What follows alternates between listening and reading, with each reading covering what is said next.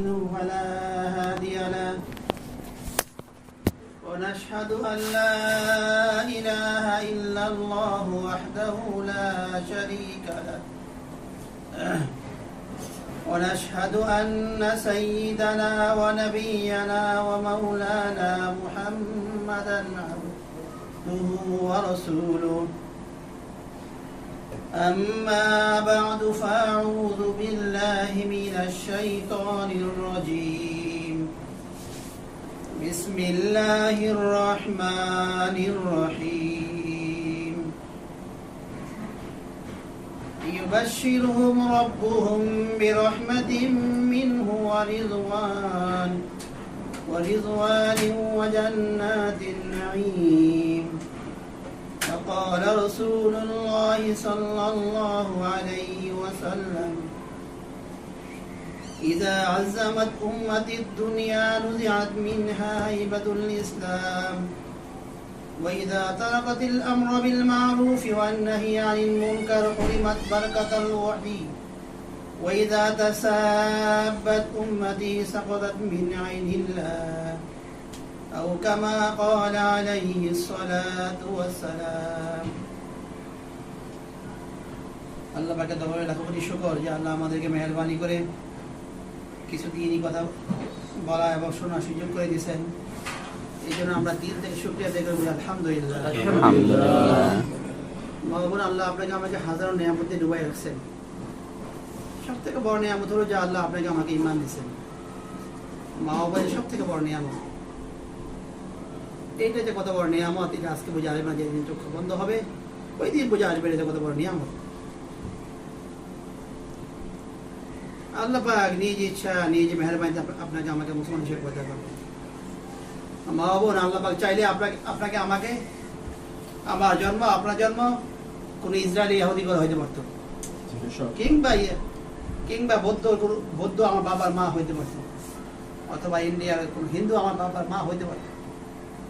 কিন্তু আল্লাহ কত বড় আসান করছেন, আল্লাহ পাক নিজ ইচ্ছা আপনাকে আমাকে মুসলমান হিসেবে দুনিয়াতে পয়দা করছেন। মহাবনী আল্লাহ পাকের পক্ষ থেকে অনেক বড় নিয়ামত। শুকরিয়া আদায় করা, দিল থেকে শুকরিয়া আদায় করা। যদি আমার জন্ম চাইনিজের বদ্ধ করা হইতো না, জেনে আমার অবস্থা কি হইতো মহাবন। হাফেজ ইবনে কাইয়্যিম লিখছেন, যারা আমরা মুসলমান বা মুসলমানের সন্তান, এর অর্থ হলো আল্লাহ আমাদেরকে জান্নাতবাসী বানিয়ে দিতে পাঠাইছে। আল্লাহ আমাদেরকে জান্নাতবাসী বানিয়ে দিতে পাঠাইছে। দিল থেকে শুকরিয়া আদায় করা, দিল থেকে শুকরিয়া আদায় করা।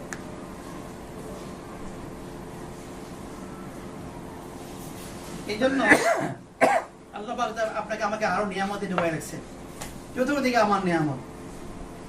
এই জন্য আল্লাহও চায়, বান্দা হ্যাঁ আমার বান্দি, তোমাকে যে আমি আল্লাহ নিয়ামত দিলাম, তুমি শুধু নিয়ামতের শুকরিয়া আদায় করো, শুধু নিয়ামতের স্বীকার করো। বান্দি, তুমি আমার নিয়ামত শুধু স্বীকার করলেই আল্লাহ জিদান্নাকা, অবশ্যই আমি আল্লাহ আমার নিয়ামতকে আরো বাড়িয়ে দেব।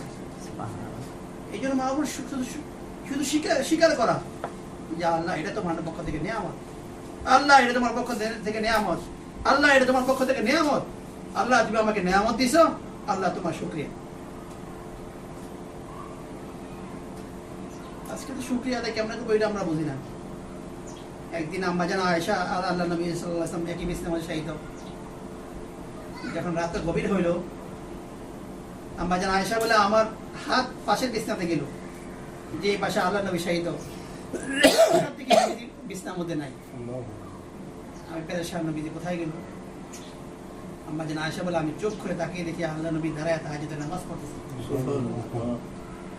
এটা তো সবার একটা অভ্যাস হওয়া দরকার, তাহাজ্জুদের নামাজ। আম্মা জান আয়েশা বলে তাকিয়ে দেখি নবীজি নামাজ পড়তেছেন। আমি দেখি নবীজির কেরাত, নবীজির রুকু, নবীজির সেজদা অনেক অনেক লম্বা। আমি তাকাইলে রাসূলের পায়ের দিকে, দেখি পা ফুলে এরকম মোটা হয়ে গেছে নবীজির পা। যখন নবীজি নামাজ শেষ করলেন, আম্মা জান আয়েশা বলে, ইয়া রাসূলুল্লাহ মা তাকাদ্দামা মিন যামবিকা ওয়া মা তাআখার, আল্লাহ পাক তো আপনার পূর্বের আর পরের সমস্ত গুনাহকে আল্লাহ পাক মাফ করে দিয়েছেন, আপনি এত লম্বা নামাজ কেন পড়েন? নবীজি জবাব দেয়, আফালা আকুনা আবদান শাকুরা, আফালা আকুনা আবদান শাকুরা। আয়েশা, আল্লাহ যে আমাকে নিয়ামত দিয়েছে, আমি কি নিয়ামতের শুকরিয়া আদায়কারী হব না? দুই জাহানের সর্দার, যাকে সৃষ্টি না করলে আল্লাহ আসমান জমিনকে সৃষ্টি করতেন না। যদি ওনার নিয়ামতের শুকরিয়া দিয়ে অবস্থা হয়ে থাকে, মা বোন আপনার মতো আমার মতো গুনাহগার বান্দা গুনাহগার বান্দি, আল্লাহ যে আপনাকে আমাকে মুসলমান হিসেবে পয়দা করলেন, এই নিয়ামতের শুকরিয়া আদায় করতে গেলে পুরা জিন্দেগি সেজদায় কাটিয়ে দিলে মা বোন ওই নিয়ামতের বিন্দুভাবে কদর হবে না।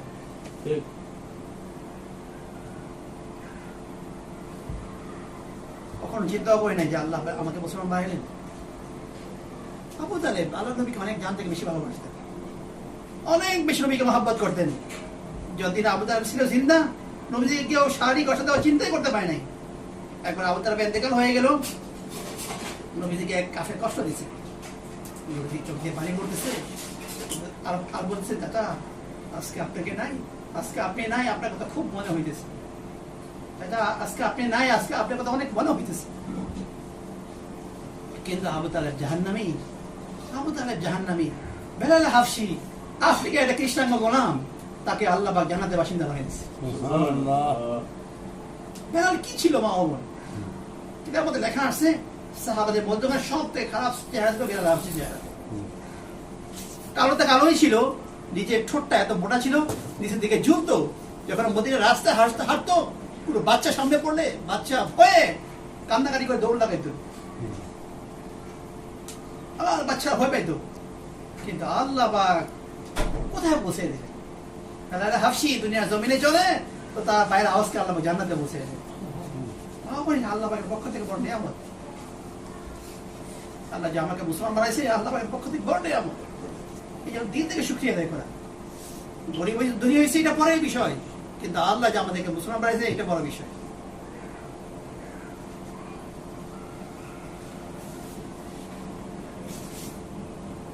এই জন্য মা বোন, আল্লাহ যে নিয়ামতে আমরা কি কথা করতেছি? আল্লাহ যে আমাদেরকে নিয়ামতে কি কথা করতেছি?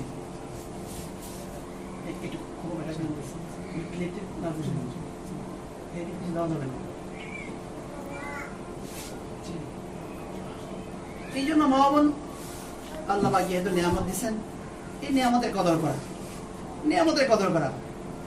যেহেতু আল্লাহ পাক নিয়ামত দিয়েছেন, এই জন্য দিল থেকে শুকরিয়া আদায় করা। 2 নাম্বার হলো অন্তরের মধ্যখানে আল্লাহ পাকের ভয়কে নিয়ে আসে। এই জন্য যার দিলে আল্লাহ পাকে ভয় থাকে, ওই বান্দা ওই বান্দা কখনো গুনাহ করতে পারে। কেমনে গুনাহ করবো? কেমনে গুনাহ করবো মা বোন? দেখেন যারা আজকে আমরা এখানে বসছি মা বোন, এমন হইতে পারে আমাদের কাফনে কাপড় দোকানে চলে আসছে। মা বোন আজকে আমরা কত চিন্তা করতেছি, কত কিছু করতেছি, এমন হইতে পারে আমাদের কাফনে কাপড় দোকানে চলে আসছে। দোকানে চলে আসছে কাফনে কাপড়, কিসের এত বাহাদুরি মা বোন? এই জন্য যার দিলে আল্লাহ ভয় আছে, ওই বান্দি কখনো গুনাহ করতে পারে না। আজকে তো আমরা ভয়ই বুঝি না, কিসের ভয়? আল্লাহ বলে লিমান খাফা মাকাম রাব্বিহি জান্নাতান, যার দিলে ভয় থাকবে, সে এই চিন্তা করবে আমি দাঁড়াবো একদিন আল্লাহ পাকের সামনে। আল্লাহ বলে বান্দি তুমি শুনে রাখো, তোমার চক্ষু বন্ধ হবে, তোমাকে আমি আল্লাহ 2 জান্নাতের মালিক বানিয়ে দেব। লিমান খাফা মাকাম রাব্বিহি জান্নাতান। আল্লাহ কি বলে সূরা রহমানের মধ্যখানে, বান্দি তুমি এতটুকু ভয় করো, আমি দাঁড়াবো একদিন আমার আল্লাহ পাকের সামনে, আমি দাঁড়াবো একদিন আমার আল্লাহ পাকের সামনে। বান্দি এতটুকু তুমি যদি ভয় করতে পারো, আমি আল্লাহ তোমাকে 2 জান্নাতে বানিয়ে দেব। সুবহানাল্লাহ। ভয় কি জিনিস আমরা বুঝি না, ভয় কি জিনিস আমরা বুঝি না। দিলের মধ্যে ভয় নাই, এই জন্য নামাজ পড়তে কষ্ট হয়। দিলের মধ্যে ভয় নাই, এই জন্য বাচ্চাকে উত্তম তরবিয়ত কা দিন সেগুলো আমার জন্য এটা ডিফিকাল্ট হয়ে যায়। স্বামীর সাথে ভালো আদব আখলাকও দেখাতে পারি না, এটা আমার অসুবিধা হয়ে যায়।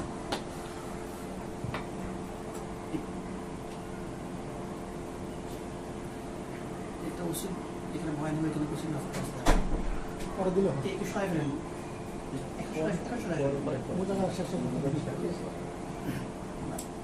আমরা মার্কাজে যাবো জানা যাও, যেখানে ভয়ানকের কোনো নাস্তা বস্তা। আজকে আপনি আসছেন না, অনেক আমি মনে করবো যে আমার বাসায় দাম দিলে খাওয়ান লাগবে। এই জন্য মা বোন দিলেই আল্লাহ পাকে ভয় পরিপূর্ণ ভয়কে নিয়ে আসে। যখন কারো দিলে আল্লাহ পাকে ভয় পেতে আসে, ওই বান্দি কখনো গুনাহ করতে পারে না, ওই বান্দি কখনো গুনাহ করতে পারে না।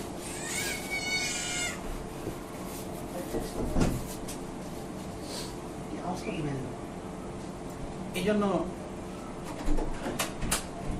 জন্য ভয়ের ক্ষেত্রে মা বোন চেষ্টা করা দিলের মধ্যখানে কবরে ভয় নিয়ে আসা, মরণে ভয় নিয়ে আসা, কবরে ভয় নিয়ে আসা, মরণে ভয় নিয়ে আসা। মা বোন সামনে দুইটা গাড়ি আছে, যদি কারো দিল ওলামা গাড়ির মধ্যে লেগছে যার দিলের মধ্যে কবরে ভয় আর মরণে ভয় চলে আসে, ওই বান্দি কখনো গুনাহ করতে পারে না, কখনো। এর মধ্যে একটা ভয় হলো মরণের ভয়। মা বোন এটা অনেক, মরণ এমন এক জিনিস যার মরণটা ভালো হয় এটা সবগুলো আচরণ ভালো হয়ে যাবে। যাই না আমার মরণটা কি অবস্থায় হয়। নবী দোয়া করতেন যে দেখো আল্লাহ কাছে কি চাইবা, আল্লাহ কাছে উত্তম মরণ চাও, যাতে মরণটা উত্তম হয়ে যায়। এবার মক্কাতে দেখে আসলাম একটা লোক, যখন বাইতুল্লাহতে তো অনেকগুলা জানাজা একসাথেই হয়, একটা লাশ নিয়ে রওনা হয়েছে অটোর মতো গাড়ি দিয়া।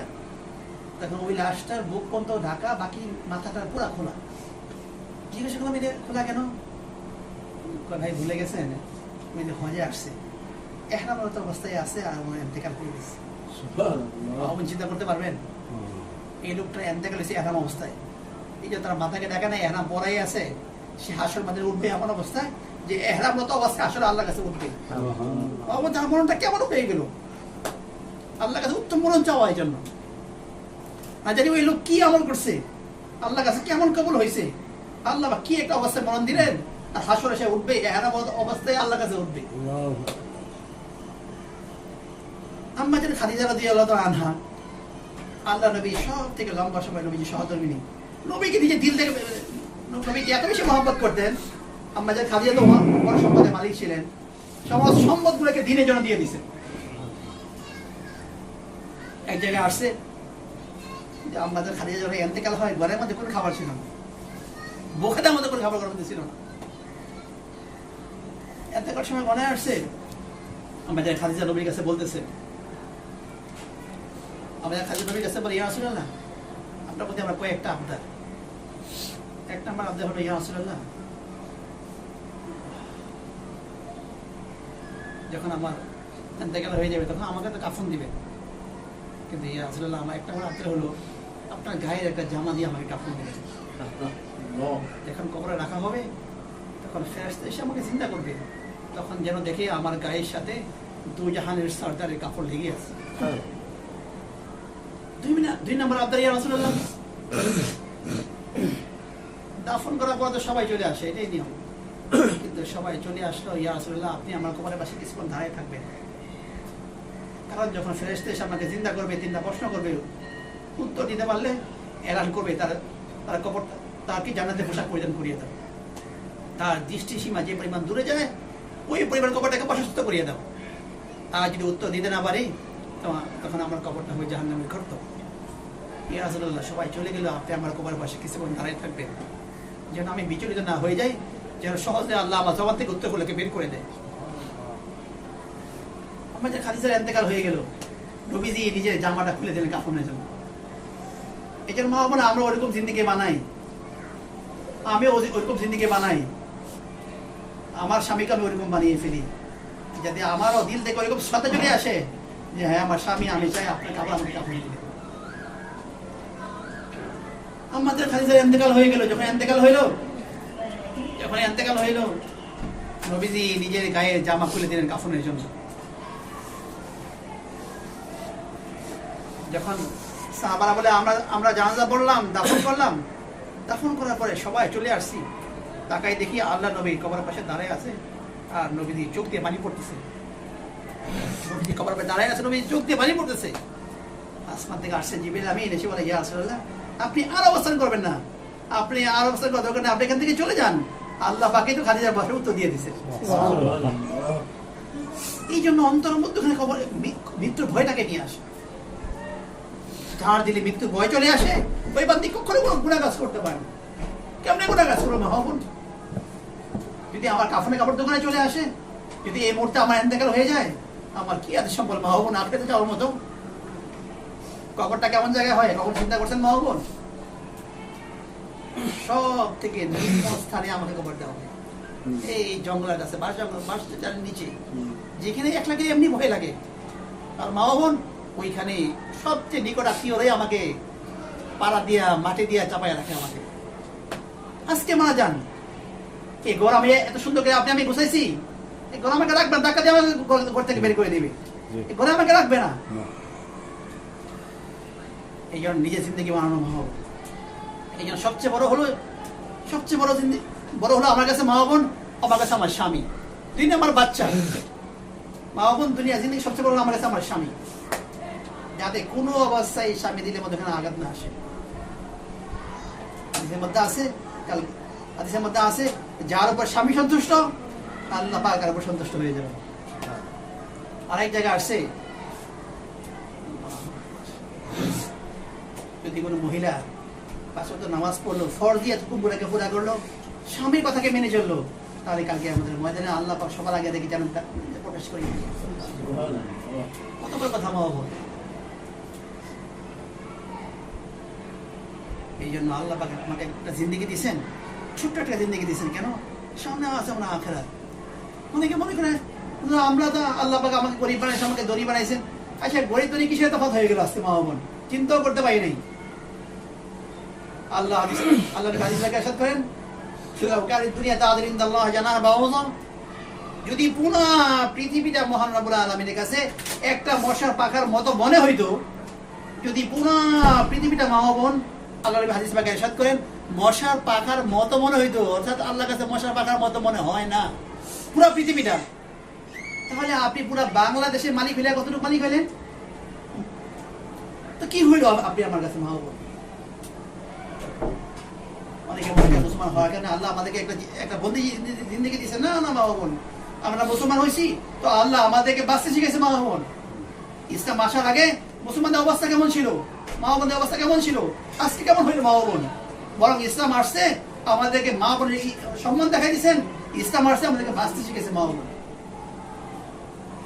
চিন্তা করি আমরা কখনো দেখে কলবির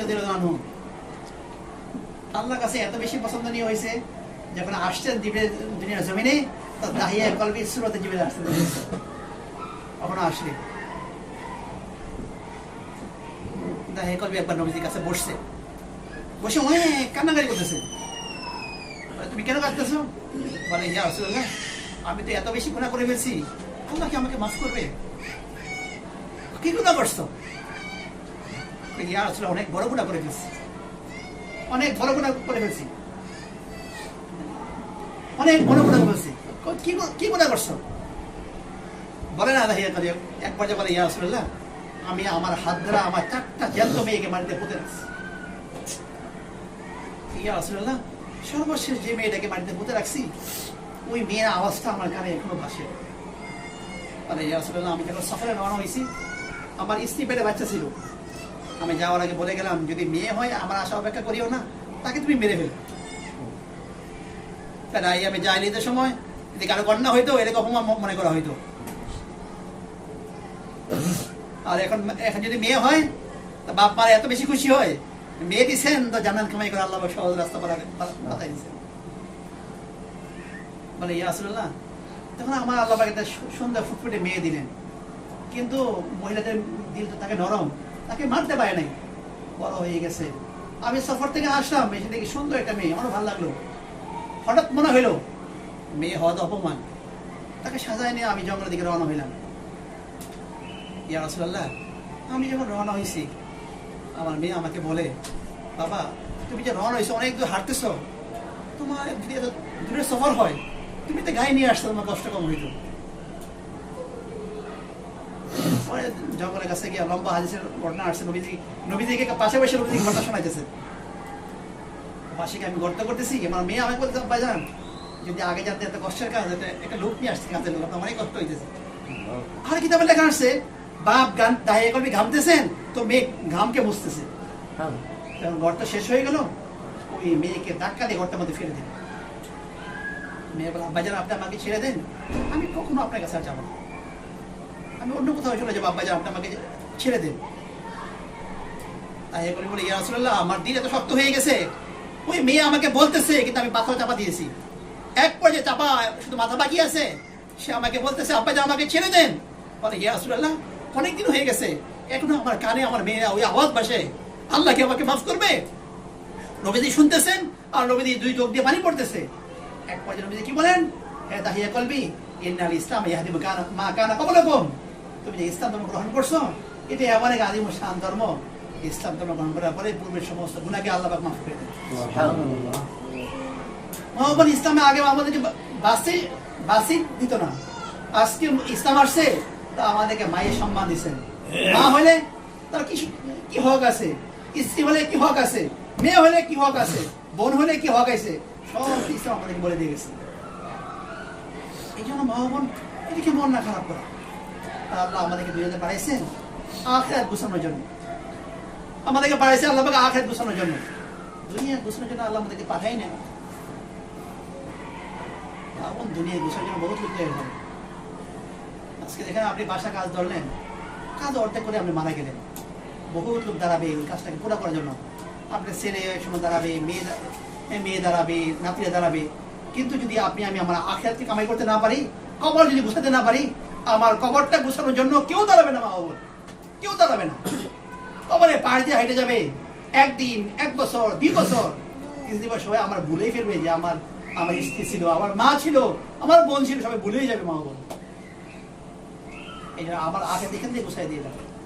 এই জন্য সকালে আমার কাছে আমার স্বামী, যাতে কোনো অবস্থায় স্বামী দিলের মতো কোনো আঘাত না আসে। দিল থেকে স্বামী খেদমত করা, স্বামী খেদমত করাকে নিজের আখিরাতের জরিয়া মনে করা। মা বোন স্বামীর হাত টিপতেছেন, পা টিপতেছেন, ওইটাকে ওইরকম বন্দেগি করা। আপনি বসে বসে জিকির করে যে সওয়াব পাইতেন, আপনি যদি মনে করেন যে এটা আমার স্বামী, ওনার পা টিপে দিলে আপনি সুবহানাল্লাহ বলা সওয়াব পেয়ে যাবেন। আল্লাহ পাক তো এটা দিয়ে দিয়েছেন মা বোন। এই জন্য কোনো অবস্থায় স্বামীদের যাতে আঘাত না আসে। স্বামীদের আঘাতে সব শেষ। আর এই খালি সময় ধমকি আসছে, যদি কোনো কারণবশত স্বামী যদি স্ত্রী দিক থেকে অন্যদিকে ফিরে রাত্রেবেলা ঘুমায় থাকে, আর স্বামী যদি স্ত্রীকে তার দিকে না ফিরে খুশি না করে, যতক্ষণ খুশি না করবে ততক্ষণ পর্যন্ত আল্লাহ পাকের পক্ষ থেকে, আল্লাহ পাকের ফেরেশতার পক্ষ থেকে তার উপর লানত বর্ষিত হইতেই থাকে। সব শেষ হয়ে যাবে। দুনিয়ার মধ্যে সবচেয়ে বড় আমার স্বামী, আমার বাপ, আমার ভাই, আমার মা, এরা বড় না, সবথেকে বড় আমার স্বামী। যাতে কোনো অবশ্যই স্বামীর খেলা কোনো কাজ না। হাদিসের মধ্যে ঘটনা বর্ণনা আছে, এক সাহাবী সফরে রওনা হইলেন। যখন সফরে গেলেন, যাওয়ার সময় স্ত্রীকে বলে গেলেন তুমি ঘরে অবস্থান করবা। যাওয়ার পরে ওই মহিলার বাপ অসুস্থ হয়ে গেল, যাবে দেখতে। তো নবীদের কাছে গেলেন, গিয়ে বলে ইয়া রাসূলুল্লাহ, আমার বাপ তো অসুস্থ, আমি যাবো দেখতে। তোমার স্বামী কি বলে গেছে? ঘরে অবস্থান করতে। তুমি ঘরে অবস্থান করো। কিছুদিন পরে আবার গেলেন নবীদের কাছে, বলে ইয়া রাসূলুল্লাহ, আমার বাবা তো বেশি অসুস্থ হয়ে গেছে, আমি যাবো দেখতে। না, ঘরে অবস্থান করো। কিছুদিন পরে মারা গেলেন। মহিলা নবীদের কাছে গেলেন, ইয়া রাসূলুল্লাহ, আমি কি যাবো দেখতে, আমার বাবা মারা গেছে? না, তুমি ঘরে অবস্থান করো।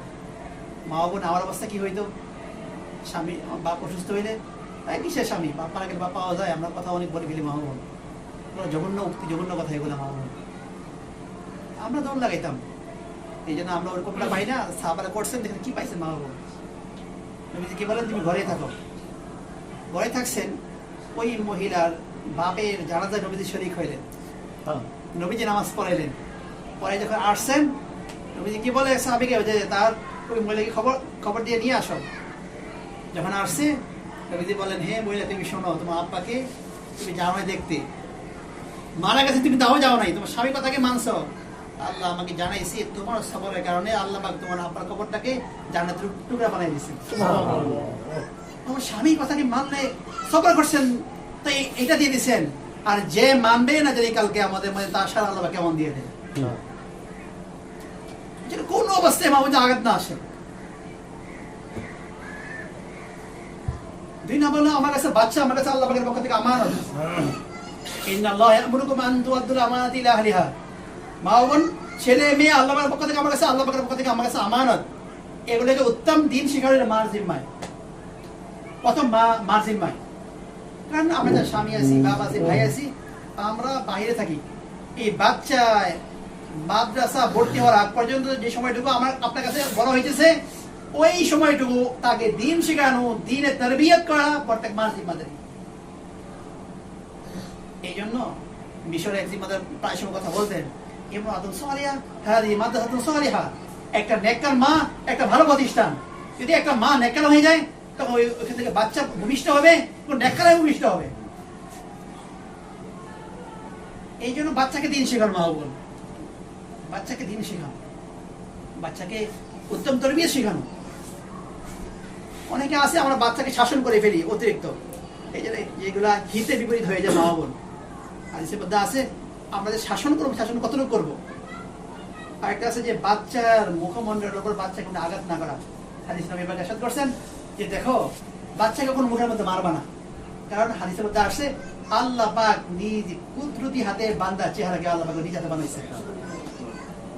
এই চেহারাকে আল্লাহ নিজ হাতে বানাইছে। মাশাআল্লাহ, বাচ্চাকে শাসন করলে আল্লাহ সন্তুষ্ট হয়ে যায়। কখন বাচ্চাকে মারবো না, এই বাচ্চাকে দিন শেখানো। মা বোন কেমন শিখাবো? এই জন্য জরুরি হলো নিজে আগে দিনের উপরে উঠা, বাচ্চাকে উত্তম দিন শেখানো। মা বোন ছেলে দিচ্ছেন মেয়ে দিচ্ছেন আল্লাহ পাক পক্ষ থেকে আমানত, ছেলেও আমানত আর মেয়েও আমানত। যদি আমার হক আদায় করি তাহলে কালকে আমাদের ময়দানে ওই ছেলে মেয়ে আমার জরিয়া হবে জান্নাতে প্রবেশ করার জন্য। আর যদি দিনদার না হয় তারা একটা ছেলে একটা মেয়ে যথেষ্ট বাপ মাকে জাহান্নামে নেওয়ার জন্য। তারা কি বলবে কি কালকে আমাদের ময়দানে? আল্লাহ পাক এদের কথাটাকে পবিত্র কোরআনে এক জায়গায় ইরশাদ করেন, قالوا ربنا إنا أطعنا سادتنا وكبراءنا فأضلونا السبيل ربنا آتهم ضعفين من العذاب والعنهم لعنا كبيرا। সূরা জুমারে আল্লাহ পাক এই কথা ইরশাদ করেন। তারা বলবে আল্লাহ যখন থাকতাম দুনিয়ার মধ্যখানে আমরা আমাদের বাপকে মেনে চলতাম, মাকে মেনে চলতাম, যারা ছিল মুরব্বী এদেরকে মেনে চলতাম। আল্লাহ নামাজ পড়তো, কখন নামাজের কথা বলতো না। আল্লাহ আজকে আমাদের ফয়সালা যদি জাহান্নাম হয় তাহলে যারা আমাদেরকে বানাইলো না, আমাদেরকে যা শাস্তি দিবেন ডাবল দিবেন বাপ মাকে, কেন এরা আমাদেরকে বানাইলো না। এই জন্য এদেরকে দিন শিখার মাউন। ছেলে হয়েছেন তা হাফেজ কোরআন বানাইলে কালকে আমাদের ময়দানে সে তার ফ্যামিলি 10 জনকে জান্নাতে নিয়ে যাবে। মেয়ে হয়েছেন এক সাহাবী আসছে এসে বলে ইয়া রাসূলুল্লাহ আল্লাহ আমাকে একটা মেয়ে দিয়েছেন, তো মেয়েকে উত্তম দিন শেখাইবা, উত্তম দিন শেখাইবা, নেককার ছেলে দেখে বিবাহ দিবা, তাহলে আল্লাহ পাকের পক্ষ থেকে তোমার জন্য জান্নাত ওয়াজিব হয়ে যাবে। আর সাহাবী আসে এসে বলে ইয়া রাসূলুল্লাহ আল্লাহ আমাকে 2 মেয়ে দিয়েছে, তুমি যদি 2 মেয়ের সাথে ওইরকম আচরণ করো যে আমি এক মেয়ের কথা বলছি, তাহলে তোমার উপর আল্লাহ পাকের পক্ষ থেকে 2 জান্নাতের মালিক আল্লাহ তোমাকে বানিয়ে দিবে। মেয়ে দিয়েছেন মা বোন, দিল থেকে বেশি শুকরিয়া আদায় করা। আল্লাহ পাক মেয়ে দিয়েছে, জান্নাত কামাই করা সহজ। এতে এমনটা না হয় আমি মেয়ে বিয়ে দেবো দুনিয়া দেখবো, এমনটা না, দেখবো আমি আখিরাত। কারণ এই আখিরাতটা যদি আমি দেখি দিনদার, তাহলে এটা আমার জান্নাতে দেখা হইল। আল্লাহ নবী সব থেকে প্রিয় মেয়ে গেছিল ফাতেমা ছিলেন। নবীজি বলতেন, ফাতেমা বলতেন নবীজি সফরে যাওয়ার আগে সর্বশেষ আমার ঘরে দেখা করতেন। সফর থেকে এসে সবার আগে নবীজি আমার ঘরে ঢুকতেন, মা তুমি কেমন আছো আগে আমাকে জিজ্ঞাসা করতেন। ফাতেমা ঘরের অবস্থা কেমন ছিল জানেন? একবার নবীজি ফাতেমা ঘরে গেলেন, বাইরে থেকে নবীজি আওয়াজ দিলেন ফাতেমা দরজা খুলবে। ফাতেমা বলে ইয়া রাসূলুল্লাহ আপনি একলা আছেন না সাথে আর কেউ আছে? মা কেন? আব্বা জান আমার গায়ে এই পরিমাণ কাপড় নাই যে আমি আপনার কাছে অন্য কারোর সামনে যাইতে পারি। মেয়েরা বাচ্চারা কাঁদতেছে, মা এই অবস্থা কেন? আব্বা জান কয়েকদিন হয়ে গেছে, এতে মুখে কোনো খাবারের মতো বন্দোবস্ত নাই। রবি বাচ্চা করে নিলেন আর জিব্বাকে বের করে দিলেন। হাসান হোসেন জিব্বাকে চাটলেন, আস্তে আস্তে চোখ বন্ধ হয়ে এরকম হয়ে গেল। ফাতেমা ঘরের অবস্থা মা বোন এমনই ছিল। আজকে আমরা এখানে আসছি মা বোন, ফাতেমার ঘরের অবস্থা আমাদের সবার থেকে অনেক খারাপ ছিল। নিজে চাককে নিজে ঘুরাইতেন, ঘুরানোর করে হাতে ঘা পড়ে গেছে, হ্যাঁ মস্ক দিয়ে পানিয়ে দেন দূর থেকে, বুকে ওপর ঘা পড়ে গেছে, চুলে ময়লা হয়ে চুল একবার মোটা হয়ে গেছে চুলগুলা। আমার অবস্থা কেমন মা বোন? এই জন্য বাচ্চাগুলাকে দিনদার বানানো, বাচ্চাগুলাকে দিনদার বানানো। আর বাবুর সবগুলা বলতে হলো যে আমল করবো আমার আখিরাত বনবে। আল্লাহ প্রতি ওরকম বিশ্বাস রাখা, আল্লাহ প্রতি বিশ্বাস রাখা। বান্দা বান্দি আল্লাহ প্রতি যেমন বিশ্বাস করবে আল্লাহ আসমান থেকে ওরকম মুআমালা করবে। বান্দি আল্লাহ যেমন ধারণা করবে আল্লাহ গায়েব থেকে ওরকম মুআমালা করবেন। নবীজি এক সাহাবী ছিল খাওলা বিনতে সালামা রাদিয়াল্লাহু তাআলা আনহা।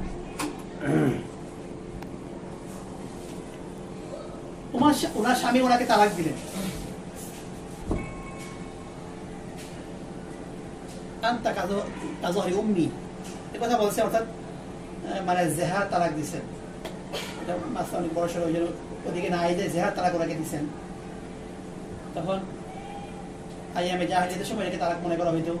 উনি আসলেন জলদি নবীজির কাছে, এসে বলে ইয়া রাসূলুল্লাহ, আমার স্বামী তো আমাকে জেহার তালাক দিছেন, আমি কি করবো?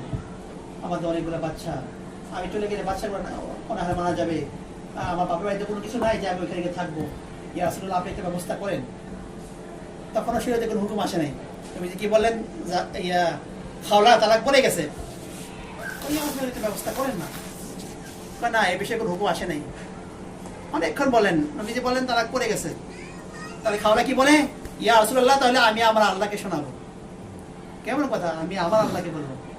মা বাবা কখন বলতে পারছে কিনা ওইটা আমার ছেলে, আরে এটা তো আমার বিল্ডিং, আরে এটা তো আমার গাড়ি, কখনো বলতে পারছি আমার আল্লাহ? ওই শব্দ ভিন্ন রকম, আমার আল্লাহ, আমি আমার আল্লাহকে বলবো ইয়া রাসূলুল্লাহ। তখন খাওলা হাত তুলে বলে, আল্লাহ তুমি দেখো আমার অবস্থা, কি অবস্থা? আল্লাহ, আমার তো কিছুই না, আমি যাবো কোথায়? বাচ্চাগুলো অবস্থা কি হবে? খুব দোয়া করতেছেন। আমরা আয়েশা বলে, খাওলা দোয়া বন্ধ করো, দেখো নবী তো ওহী আসতেছে। যখন দোয়া বন্ধ করলেন, নবীজি ওহী শেষ হলো, খাওলা সুসংবাদ গ্রহণ করো, আল্লাহ পাক আসমান থেকে তোমার পক্ষে ফয়সালা নামাই দিয়েছে। খাওলা কথা পরিপ্রেক্ষিতে 28 পারার প্রথম যে সূরা, সূরাতুল মুজাদালা, আল্লাহ পাক আসমান থেকে এই জন্য অবতীর্ণ করছেন। এই সূরা প্রথম আয়াতগুলোকে খাওলার পরিপ্রেক্ষিতে আল্লাহ আসমান থেকে নাযিল করছেন। এই জন্য বান্দি যেমন চাবে, যেমন ধারণা করবে, আল্লাহ এরকম মুআমালা করবে। একবার ওমর ইবনে খাত্তাব কোথাও রওনা হয়েছেন, তখন দেখে একটা বয়স্ক মহিলা আসছেন। তো ওমর অনেক খুশি শুনলেন, কাল লাগে। আশপাশ সাহাবারা বলে, ওমর একটা বয়স্ক মহিলা আসছে, তার জন্য আপনি এতক্ষণ দাঁড়ালেন কেন? তুমি জানো এটাকে? যার কথা আসমান থেকে আল্লাহ পাক শুনে, আমি শুনবো না তো কে শুনবে? যদি এই মহিলা সন্ধ্যা পর্যন্ত আমার সাথে কথা বলতেন, আমি ওমর এখান থেকে একটু লড়ার চিন্তা করতাম না। তার কথা আসমান থেকে আল্লাহ পাক শুনছেন। এই জন্য বান্দি যেমন ধারণা করবে আল্লাহ পাকের প্রতি, আল্লাহ ওরকম মুআমালা করবে আসমান থেকে। আমি আমল করবো তো আমার আখিরাত বলবে, আল্লাহ আমি আমল করবো আমার, এই জন্য আমি আমল করবো তো আমার আখিরাত বলবো। আমার ঘরটাকে আমি আমার আমল সাজাবো। আমি নামাজ পড়ে বাচ্চা আমার কাছে নামাজ শিখবে, আমি কোরআন কারীম তেলাওয়াত করবো, বাচ্চা আমার কাছে দেখে কোরআন শিখবে। মা বাবা, আমি কোরআন পড়বো, বাচ্চা আমাকে দেখে কোরআন শিখবে। আমি তাসবিহ আদায় করবো, বাচ্চারা দেখেন কিছুই বোঝে না, আপনারা দেখা দেখি বাচ্চা হারে তাসবিহ নিয়ে বসে থাকবে। এগুলোকে বাচ্চাকে দিন শেখানো হয়। আর সব কাজ মা বাবা নিজে আখলাকটাকে মা বাবা ভালো করে ফেলা, মা বাবা নিজে আখলাককে ভালো করে ফেলা, নিজে আখলাকটাকে ভালো করে ফেলা মা বাবা। আজকে দেখা যায় পড়তে ঘরে অশান্তি একটাই হলো, স্বামী স্ত্রী আখলাক আমাদের খারাপ হয়ে গেছে। আমরা যারা আছি পুরুষ, আমাদের আখলাক খারাপ, না আমাদের আখলাক খারাপ। নবী হাদিসে বলতে পারছেন, নবীও দেখে আসছেন জান্নাতের মধ্যখানে এসে, নবী কি বলছেন যে আয়েশা আমি দেখে আসছি, জানো কি দেখে আসছি ইয়া রাসূলুল্লাহ, যে জাহান্নামের অধিকাংশ মহিলা। আয়েশা অনেক চিন্তা পাই গেলাম, কি বলেন? তো আমি দেখে আসছি জাহান্নামের অধিকাংশ মহিলারা। এই জন্য মা বোন নিজে আখলাকে, কালকে আমাদের মাঝে অধিকাংশ আখলাকের কারণে জাহান্নামে যাবে। আর যারা আখলাক ভালো, এটা অনেক বড় উঁচা আমল। হাদিসের মধ্যে আছে, কালকে আমাদের ময়দানে মিজানের পাল্লায় সব থেকে বাড়ি হয়ে মানুষ ভালো ব্যবহারটা। একটা মা বোন আপনার ঘরে আসছে, একটু মুচকি হাসিতে কথা বলেন না, তাহলে মুচকি হাসিটা কালকে আমাদের ময়দানে মিজানের পাল্লায় ওজন দেওয়া হবে। কাউকে দেখে মুচকি হাসি দিচ্ছেন মা বোন, একটা মা বোন আপনাকে দেখতে আসছে, কথা বলতে আসছে, আপনি আল্লাহ সফর করে আসছেন, কত মা বোন আপনাকে দেখতে আসলো, মুচকি হাসি দেন, দেখে ভালো একটা ব্যবহার করেন। আল্লাহ নবী কি হাদিসে কি বলেন? তুমি যে মুচকি হাসি দিলা, তোমার মুচকি হাসিটা কালকে আমাদের ময়দানে মিজানের পাল্লায় ওজন দেওয়া হবে, আর ওজনের মধ্যখানে সব থেকে ভারী ওজন হবে তোমার এই মুচকি হাসিটাই। সবগুলো গাছ আল্লাহর জন্য করো, আল্লাহর জন্য করো মা বোন। আল্লাহ আপনাকে আমাকে উম্মতে মুহাম্মদী বানাইছেন মা বোন। দেখেন মা বোন, ছোট একটা জিন্দেগি আল্লাহ পাক আপনাকে আমাকে দিয়েছেন, আল্লাহ পাক আপনাকে আমাকে দিয়েছেন ছোট একটা জিন্দেগি। আল্লাহ আপনাকে আমাকে উম্মতে মুহাম্মদী বানাইছেন মা বোন। কি শুকরিয়া আদায় করবো আমাদের মতো গুনাহগার বান্দাকে, আমাদের মতো গুনাহগার বান্দা বান্দিকে আল্লাহ পাক নবীওয়ালা কাছে লাগাইছে। এর থেকে শুক্রিয়া কি করতে পারবো? আর গত বছর দিন এক বিদেশি জামাত আসছিল আমাদের মহল্লায়, তখন কথা ওনার বয়ান তর্জমা করতেছিলাম, উনি কথা বলতেছিল যে যে দেখো দিল থেকে এই জন্য বেশি শুক্রিয়া আদায় করবা যে আল্লাহ পাক এই কাজ পূর্বে শুধু নবীদেরকে দিয়ে পাইতেন, আর এই জমানে আমাদেরকে দিয়ে এই জন্য করায় আল্লাহ পাক জানতেন যে এই উম্মতকে আমি আল্লাহ এই জন্য বাছাই করছি যে এদের প্রতি আমি আল্লাহ বিশ্বাস আছে, এরা নবীরা কাজ করতে পারবে। আল্লাহ পাক আমাদেরকে বাছাই করছেন। হুয়া যে তাবাকুম, আল্লাহ পবিত্র কোরআনে কি বলেন? হে আমার বান্দি, হে আমার বান্দা, তুমি শোনো, তোমাদেরকে বাছাই করছি কখন জানো? যখন রূহের জগতের সমস্ত রূহ একত্র ছিল, ওইখানেই তোমাদেরকে আমি আল্লাহ এই জন্য বাছাই করছি।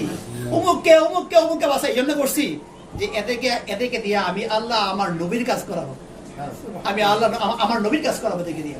আর কালকে আমাদের ময়দানে আমাদেরকে নবীওয়ালা শান দিয়ে আল্লাহ পাক আসলে উঠাবেন।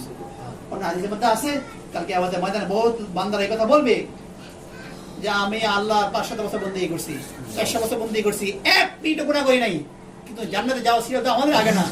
তারা যাবে যারা বাচ্চা 50 বছর 45 বছর গুনাহ করছে 49 বছর, একদিন তো অবাক করছে, আল্লাহ পাক তাকে মাফ করে দিয়েছে, তারা এই জন্য আগে যাবে। এরা উম্মতে মুহাম্মদী, এরা উম্মতে মুহাম্মদী।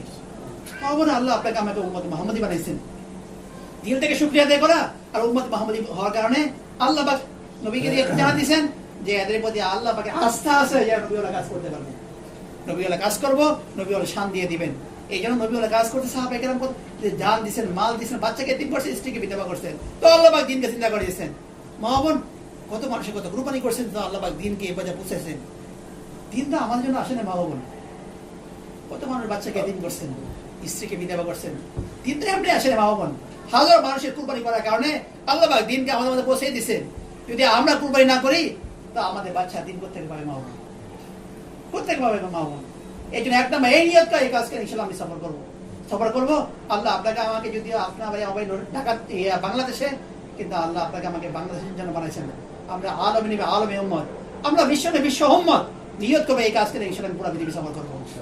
নিয়ত করলে তো আল্লাহ পাক দিয়ে যাবো, আল্লাহ পাক টাকা পয়সার মধ্যে না। এক জামাত করে ইন্দোনেশিয়াতে মা বোন, আমাদের যে কি কদর কি দাম এখানে বোঝা আসবে না, বিদেশ সফরে গেলে বোঝা রয়েছে আমাদের কি দাম। আল্লাহু আকবার, চোখ দিয়ে পানি চলে আসে মা বোন। এক জামাত করে ইন্দোনেশিয়াতে, পরে এদের সফর ছিল 500 কিলোমিটার দূরে, জাহাজের সফর।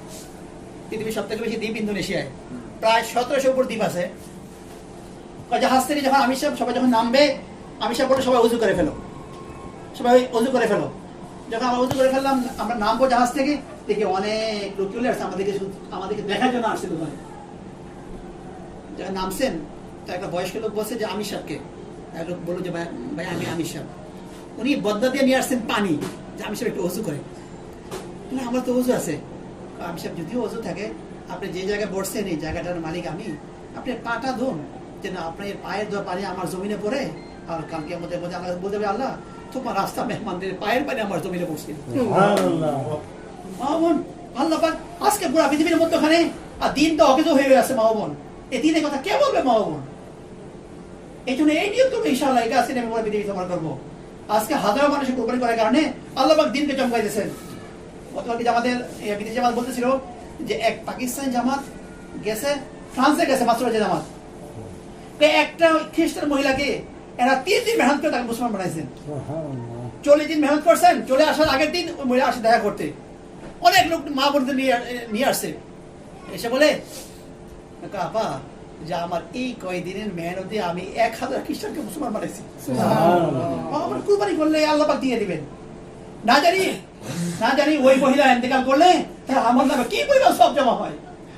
তাহলে আজকে আমরা এখানে সবাই আসছি, এই জন্য প্রত্যেকটা জামাতে প্রত্যেকটা মা বোন নিয়ে থাকবো ইনশাআল্লাহ।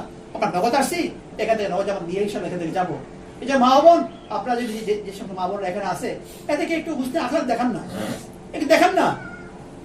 এরা তো আমাদের বোন, এরা তো আমাদের আত্মীয়, সবচেয়ে নিকট আত্মীয় তো এরাই আমাদের। আল্লাহ নবী জামানায় আনসার মুহাজিরদের অবস্থা কেমন ছিল? আনসাররা বলতেন আমরা তো মনে করতাম নবীজি একজন মুহাজিরকে আমার কাছে দিয়ে দিয়েছেন, নিজের ভাই থেকে বেশি আমার মনে করতাম। আমি এমন এক সাহাবী বলছেন যে আমি আমার সম্পদকে 2 বন্ড করে 1 বন্ড ওই ভাইকে আমি দিয়ে দিয়েছিলাম। এই জন্য মা আমার দিন দিয়ে আপনি আসেন, এই জন্য ইনশাআল্লাহ একটু মেহনত করবো তো আল্লাহ আপনাকে আমাকে চমকাই দিবেন। এই জন্য আল্লাহ এই জন্য মা বোন নিয়ত করা ইনশাআল্লাহ এই কাজকে নিয়ে আমি সফর করবো, আল্লাহ আপনি আমার দাম বাড়িয়ে দিবেন। যেহেতু মা বোন জামাত আসছে কালকে থাকবে, এই জন্য এলাকায় যে সমস্ত মা বোনরা আসছি আমরা হলো মেজবান, আমরা যারা আশপাশ থেকে আসছি আমরা হলো মেজবান, আর এই জামাটা সফর করে আসছে এরা মেহমান। আর হিসেবে মধ্যে আছে যারা মেহমানদের খুশি করায় এদেরকে আল্লাহ পাক খুশি করে দিবেন। এই জন্য যে সমস্ত মা বোনরা আমরা আল্লাহ বের হয়ে আসছি, আমরা প্রত্যেকে অল্প সময় হালকা মানে তশকিল পুরা করে আমরা কাগজ ইনশাল্লাহ মরিচে পাঠিয়ে দিব। এই জন্য এলাকার মা বোনরা আমরা 10টা মিনিটকে এদেরকে সময় দেবো ইনশাল্লাহ। আমরা এখান থেকে যাবো না ইনশাল্লাহ, 10টা মিনিট মা বোন আমরা তো সময় দিয়েছি। এই মেহমানরা আসছে, মেহমানদের খুশি করলে আল্লাহ খুশি হয়ে যাবেন। এই জন্য এখন অল্প সময় মুক্তাসা দোয়া হবে, দোয়ার পরে এলাকার মা বোনরা কেউ আমরা যাবো না, 10টা মিনিট কমপক্ষে আমরা এখানে বসবো। আর যে সমস্ত মা বোনরা আল্লাহ বের হয়ে আমরা আসছি, আমরা প্রত্যেক হালকা হালকা বানায় মোজাকা করে তশকিল করে আমটাকে বসে পারি দেবো ইনশাআল্লাহ। আল্লাহ আমাদেরকে আমল করতে দান করুন। দর্শক করি আমি দেখতেছি হঠাৎ দেখলাম আলহামদুলিল্লাহ রাব্বিল আলামিন ربنا ظلمنا انفسنا وان لم تغفر لنا وترحمنا لنكونن من الخاسرين। আল্লাহ আমরা বেশক গুনাহগার, আল্লাহ এমন কোনো গুনাহ নাই যে গুনাহ করি না। আল্লাহ তোমার কাছে মাফ চাইতে লজ্জা লাগে। আল্লাহ তুমি দয়া করে আমাদের গুনাহ খাতাগুলিকে মাফ করো। আল্লাহ আমাদের আব্বা আমার গুনাহকে মাফ করো। আল্লাহ যে সমস্ত মা বোনরা এখানে আসছে সবাইকে তুমি কবুল করো। আল্লাহ সবার গুনাহকে মাফ করো। আল্লাহ যারা এখানে বসছে সবাইকে তুমি কবুল করো। সবাইকে তুমি কবুল করো। আল্লাহ আল্লাহ আজকে যারা এখানে আসছে সবাইকে তুমি কবুল করো। আল্লাহ বিশেষ করে বড়কে তুমি কবুল করো। আল্লাহ বাড়িওয়ালাকে কবুল করো। আল্লাহ বাড়িওয়ালাকে তুমি কবুল করো। আল্লাহ আমাদের বাচ্চাগুলোকে তুমি দিনটা বানায় দাও। আল্লাহ তুমি দোয়া শিখাইছো, রব্বানা হাব লানা মিন আজওয়াজিনা ওয়া যুররিয়াতিনা কুররাতা আয়ুন ওয়াজআলনা লিল মুত্তাকিনা ইমামা। আল্লাহ আমাদের বাচ্চাকে স্ত্রী ওরকম বানিয়ে দাও যেন চোখের শীতলতা বনে যায়। আল্লাহ বাচ্চাদের হাতে তুমি দিনে জান্নাতকে বুলন্দ করো। আল্লাহ আনে তুমি যুগতি বরব কামিয়াব করো। আল্লাহ কামিয়াব করো। আল্লাহ আমাদের গুনাহের কারণে আমাদেরকে পেরেশানির মধ্যে ফেলে দিও না। আল্লাহ আমাদের গুনাহের কারণে আমাদেরকে পেরেশানির মধ্যে ফেলে দিও না। আল্লাহ আমাদেরকে পেরেশানির মধ্যে ফেলে দিও না। আল্লাহ যদি কামিয়াব করো, আল্লাহ আনে রাস্তাকে তুমি বরব কামিয়াব করো। আমিন। আল্লাহ আমাদের কবুল করো। সুবহান রাব্বিকা রাব্বিল ইজ্জাতি আম্মা ইয়াসিফুন ওয়া সালামুন আলাল মুরসালিন আলহামদুলিল্লাহি রাব্বিল আলামিন। ভাই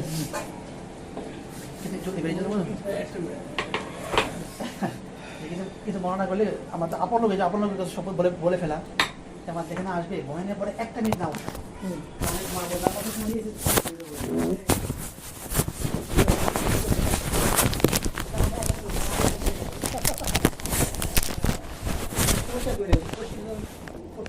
মাফ করে দেয়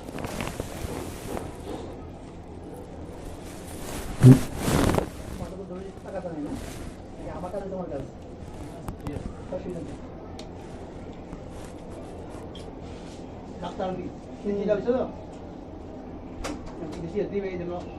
আমাদের বরকত।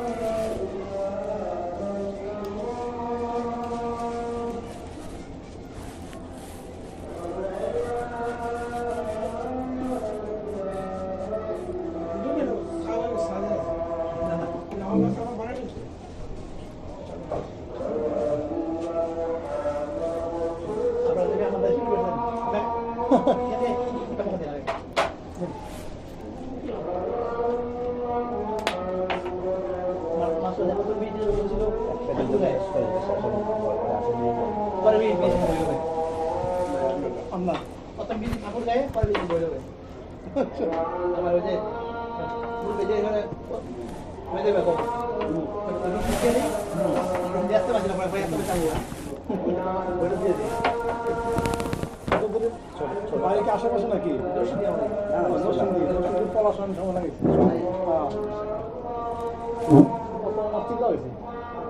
প্রথম দিন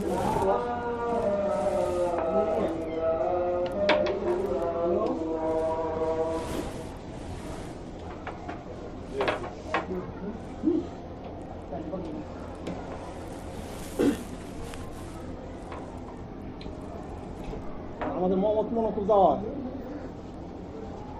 আমি দেখছি আপনার মনে হতে থাকি মানে চিরা চিরা লাগে তো। হ্যাঁ। আমরা তো 7 মসজিদের আশেপাশে হ্যাঁ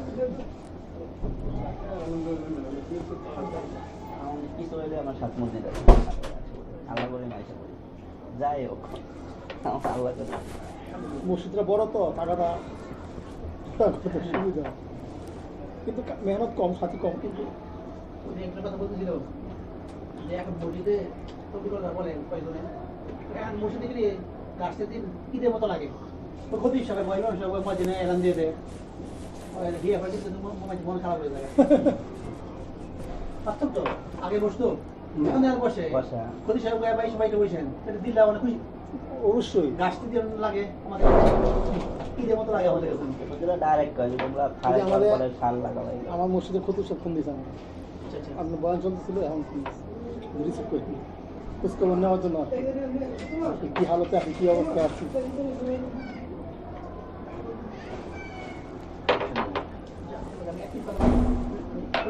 জি জি মনে করি হ্যাঁ এটাই তো করতেছি। গরম গরম এটা খাই উপকারী ঠান্ডা তো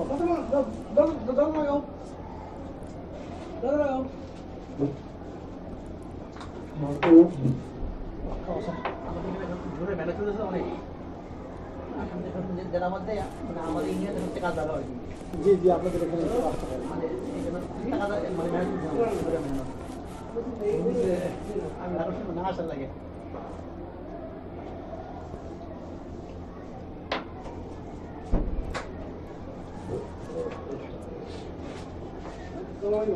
আমি গরম খেতে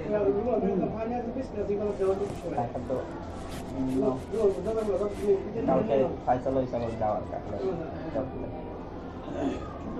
খাস করে দোয়া করেন তারা আসেন দোয়া করতেছি আমরা তারপরে আমাদের সাথীরাও তৈরি হতেছে আমাদের হালকা থেকে প্রতি হালকা থেকে 10 জন 12 জন আর কত ছাড় দিব মানুষ না না আর ছাড় হবে না আমরা অনেক বার গেছি অনেক করে গেছেন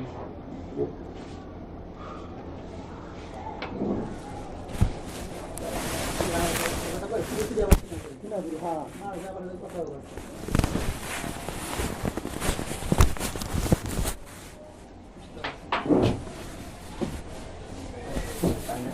পাঁচটা বোতলটা নিয়ে আসো